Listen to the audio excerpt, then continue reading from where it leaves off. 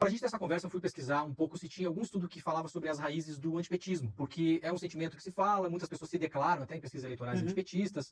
E aí descobri um estudo muito interessante que tinha passado batido, que foi publicado em 2022 por pesquisadores da Fundação Getúlio Vargas, da Universidade da Califórnia e Universidade de Minnesota. E eles identificam uma coisa que eu achei muito interessante, que o antipetismo, ele existe e ele cresce na medida em que o PT se funda e que o PT cresce, ele acompanha o PT. E eles classificam em 3 fases o antipetismo, que eu achei bastante interessante. A primeira fase, lá no começo do PT, eram as pessoas que tinham ainda saudades da ditadura e identificavam o PT como uma ameaça à ditadura, ou seja, pessoas que odiavam a democracia.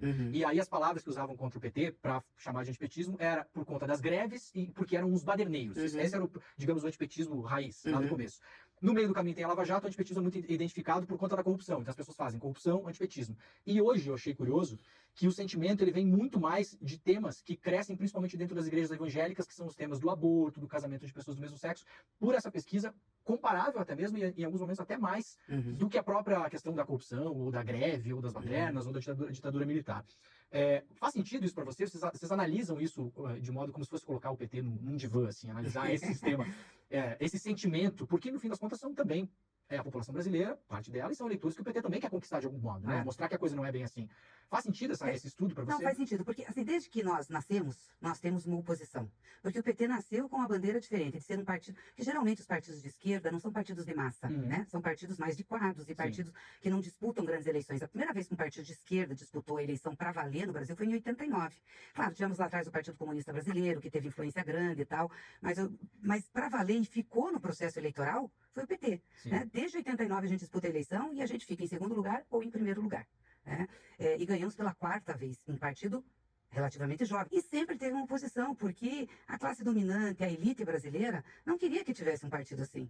E ainda mais com um líder sindical, que nasce do movimento sindical, que nasce do movimento popular, mas também nasce dos partidos de esquerda organizados, daquelas organizações que eram até clandestinas, também vem da classe média, vem também da intelectualidade, ou seja, um partido que tem a diversidade, tem uma bagagem teórica importante. Igreja, exatamente, mas tem uma militância prática. Vai para a institucionalidade disputar a eleição, mas não deixa de ter relação com os movimentos sociais e com a militância de base.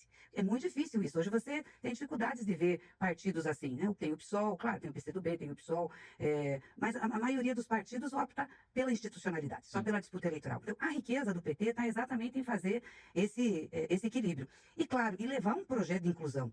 Nós estamos falando de um país que tem 500 anos, né? Um pouco mais de 500 anos de história, e a maior parte desse tempo, 99%, é de exclusão. Onde é que o povo foi incluído no processo de construção do Brasil? A não ser como mão de obra ou escrava ou barata. Então o Partido dos Trabalhadores chega e diz assim, não, todos têm que ter direito aqui. Os trabalhadores têm que ter direito, as mulheres têm que ter direito, as pessoas têm que ter renda, não dá para crescer primeiro o bolo para depois repartir, a gente tem que crescer e repartir, o orçamento público tem que ser do povo, não pode ser só de uma elite, e isso mexeu muito. Isso assusta por quê exatamente? Assusta porque nós não fazemos a defesa só da pauta da elite, né? Das grandes desonerações para quem tem dinheiro, né? De colocar o Estado para financiar só quem tem dinheiro. Não. Nós vamos botar todo mundo para dentro.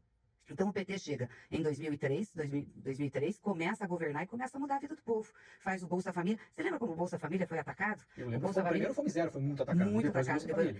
Inclusive por pessoas de esquerda. De esquerda, exatamente. Tinha o preconceito da esquerda e tinha da direita. Não, vocês estão dando... a esquerda dizia que nós estávamos dando esmola e a direita dizendo que nós estávamos sustentando vagabundo que não queria trabalhar, que era um absurdo. Nós é um enfrentamento para isso. Mas era necessário. Nós tínhamos uma parte da população, como temos agora, que não tinha condições sequer de procurar emprego. Precisava ter uma situação financeira para poder ter condições, de aí sim, de empregabilidade. Deixar filho na escola. Exatamente, ter saúde e tal, mudamos política de saúde, começamos a investir naquilo que atingia o povo. Por que o PT ganhou 4 vezes seguidas as eleições? 4 vezes seguidas, foi preciso um golpe para nos tirar, que foi o golpe com a Dilma, e a direita que nos deu o golpe abriu espaço para a extrema-direita. Que aí a extrema-direita veio com um discurso populista e com um discurso popular, mas baseado muito nos valores, no empreendedorismo, no ataque ao Estado, por fator diferente do que a burguesia e do que a elite sempre fez. Aí polarizou a sociedade, ainda nos acusa de polarização. Então sempre vai ter uma parcela, que é essa parcela ligada à elite, ligada à direita, que vai ser contra o PT. E nós enfrentamos fake news desde o início, tá? Não sei se você lembra, aliás, reproduziram essas fake news agora, que o PT ia fechar a igreja, que o PT ia dividir a casa das pessoas. Era assim que a gente, entendeu?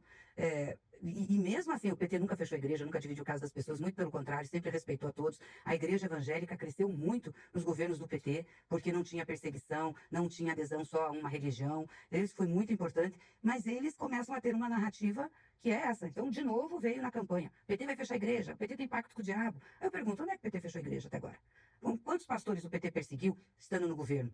Que pacto nós fizemos, a não ser o pacto com o povo brasileiro, de levar condições, renda para as pessoas? Foi isso. Então, esse debate nós temos que fazer. Infelizmente, ele vai continuar porque é uma disputa de luta de classe.